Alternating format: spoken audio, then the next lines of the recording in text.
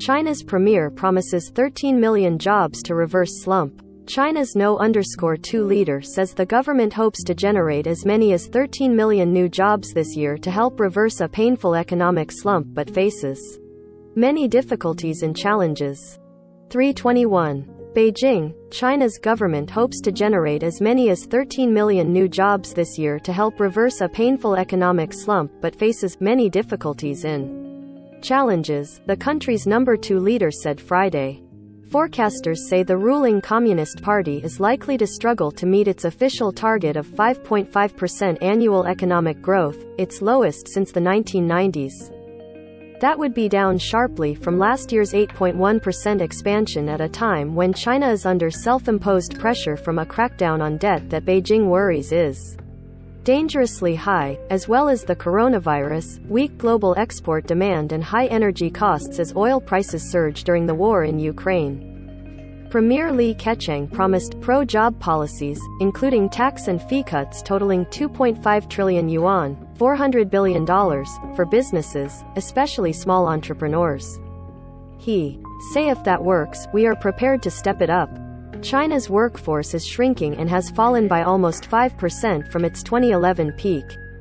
But efforts to control debt in the vast real estate industry triggered a plunge last year in housing sales and construction, which supports millions of jobs, raising the prospect of a politically dangerous spike in unemployment.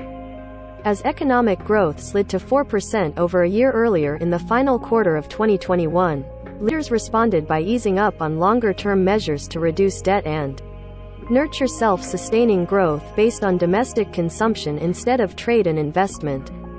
China aims to create 11 million, or preferably 13 million, urban jobs in 2022, Li said at a nationally televised news conference after the closing of the annual meeting of China's ceremonial legislature. He said the total number of job seekers this year is forecast at 16.6 million, including a record 10.6 million university graduates. The government also needs to ensure almost 300 million rural migrant workers in cities have jobs, he said. The world's second-largest economy created 12.7 million jobs last year, up from 2021's 11.9 million, according to government data reported earlier. Forecasters expect the economy to weaken further before rebounding in mid-year. A recovery is expected to take longer than usual due to Beijing's desire to avoid relying on its traditional tool of encouraging real estate investment, which might push up debt and housing costs. Efforts to end outbreaks of coronavirus are also slowing a recovery. The premier expressed confidence official economic targets can be met but warned China also is grappling with debt, global warming and a gulf between its elite and the poor majority. The situation we face is still complex and severe, and there are still many difficulties and challenges, he said.